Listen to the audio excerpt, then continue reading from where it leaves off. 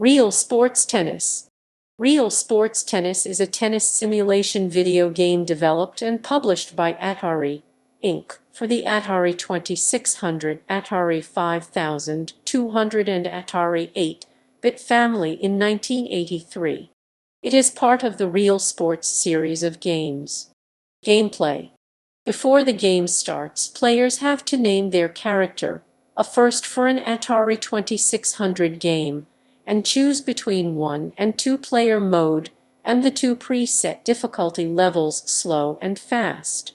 In the game, one player with a blue shirt plays tennis against an AI enemy portrayed by a non-player character NPC with a red shirt. In the 2-player mode, one player competes against another player local. Players can move vertically and horizontally on the map. With the one button on the Atari 2600 controller, players make the serve.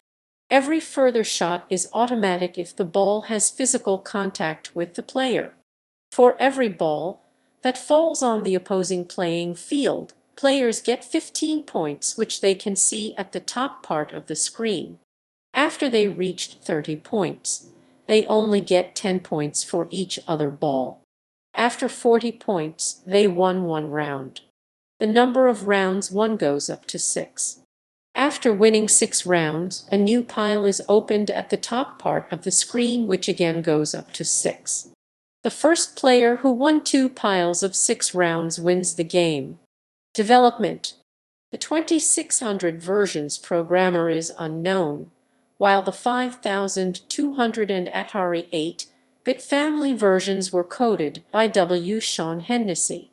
Atari's director of software George Kiss assigned the project to Hennessy, knowing that he's a tennis fan. He did the 5200 version first, and then ported the game to the Atari 8-bit family of home computers later. The game was so well received that Hennessy could choose his next project, which was uncommon among new Atari employees.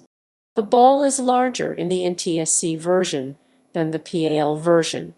The Atari 5200 version is slower than the Atari 2600 version. Legacy. The intellectual property rights for the game passed to Hasbro Interactive and were subsequently bought by Infogrames in 2001, which was subsequently renamed Atari SA. In 2018, the game was re-released by At Games on their Flashback portable platform.